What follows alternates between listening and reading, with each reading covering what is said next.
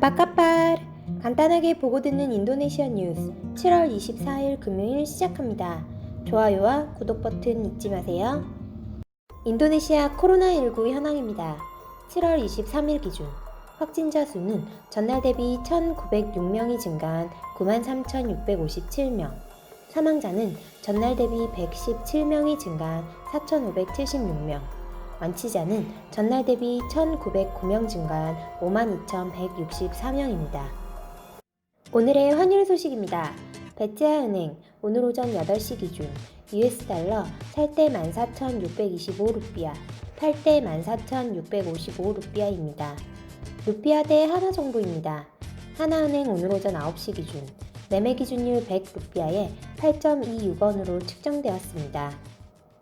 이번 주 인도네시아 식자재 가격 동향을 안내해드리도록 하겠습니다. 품목은 킬로그램당 루피아 기준액입니다. 이번 주 쌀의 가격은 전주와 동일했으며 계란과 식용유의 가격이 소폭 상승하였습니다. 닭고기, 소고기, 방황메라, 마늘, 짜배, 설탕의 가격은 하락하였으므로 구입 시 참고하시길 바랍니다. 오늘의 첫 번째 소식입니다. 조코 위도도 대통령이 18개 정부기관의 폐지를 단행했습니다. 비효율적이고 다른 조직과 중복되는 조직을 해체하고 코로나19의 확산 방지와 경제회복을 위한 대책에 인적 자원과 재원을 여유를 갖게 한다는 목적입니다. 코로나19로 인한 국가경제회복위원회를 신설하는 한편 기존의 18개 기관을 폐지합니다. 프라모노 아눈 내각 비서실장은 해체한 조직의 인력과 예산은 각각의 소관부처에 되돌리거나 신설하는 위원회에 계승한다고 설명했습니다. 예를 들어 2012년에 설치된 국가맹그로브 생태계관리조정팀은 소관부처인 환경산림부, 해양수산부의 인력 예산을 돌려주며 2017년 조코이 행정부 하에서 발족한 사업의 용이성 대책본부 인원 예산은 새로운 위원회에 인계됩니다. 한편 짜요꾸물로 국가행정관료개혁부 장관은 당초 폐지를 제안했던 정부기관이 이번 통폐합의 대상이 되지 않았다며 추가 통폐합이 이달 중에 결정되길 바란다고 말했습니다. 다음 소식입니다. 조코 위도도 대통령이 코로나19의 타격을 받은 국내 경제의 회복을 목적으로 하는 대통령령에 서명했습니다. 조코이 대통령이 서명한 대통령령에 따르면 코로나19 국가경제회복위원회를 대통령 아래 설립하고 경제조정부 장관을 장으로 하는 새로운 위원회의 과제는 경제회복과 변화에 대한 전략적 정책의 실시를 관리, 경제계가 직면한 문제를 신속하게 해결해 경제회복을 가속하기 위해 필요한 정책을 실행합니다. 스리 물리아니 재무부 장관은 이번 새로운 위원회 설립에 대해 지금까지 의료 부분의 대책본부밖에 마련되어 있지 않았다. 앞으로 경제와 의료의 쌍방으로 대응해야 한다고 강조했습니다. 경제는 개선의 조짐을 보이고 있지만 여전히 그 회복은 약하며 또한 코로나19의 제2파가 도래하면 경제 침체 가능성이 더 크다고 우려했습니다. 다음 소식입니다. 루 해양투자조정부 장관은 국산 코로나19 신속 진단키트를 사용하도록 촉구했습니다. 루 장관은 기술평가응용청이 신속 진단키트 생산에 성공했다. 최대한 국산품을 사용해야 한다고 말했습니다.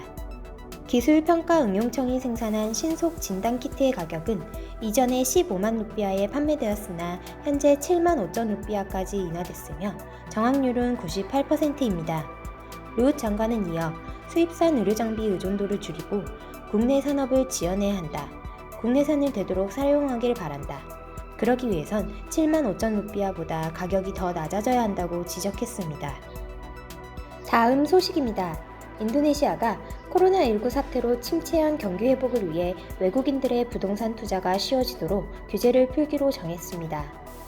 소프얀 농지공간 기획장관은 리포그룹, 시나르마스 그룹, 아궁 수다유 그룹 대표 등 부동산 재벌들이 참석한 화상회의에서 8월 말까지 외국인의 부동산 소유 관련 규제를 정비해 실질적으로 인도네시아인들과 똑같은 권리를 가질 수 있도록 할 것이라고 발표했습니다. 인도네시아는 외국인의 부동산 소유를 허락하지 않다가 2015년부터 아파트만 사용권 형태로 투자할 수 있게 했습니다. 주택 등 임대차 계약은 30년까지 가능하고 이후 20년 연장, 50년이 됐을 때 다시 30년 연장이 경우에 따라 가능합니다. 반면 싱가포르와 말레이시아는 외국인의 임대차 계약이 한 번에 90년 이상입니다. 인도네시아 정부는 부동산 규제 때문에 외국인들이 대출 등의 어려움을 겪어 인도네시아 부동산 투자를 꺼린다고 보고 융통성 없는 조항들을 손보기로 했다고 설명했습니다. 다만 외국인에게 주택 소유권도 줄지에 대해서는 명확하게 밝히지 않았습니다. 다음 소식입니다.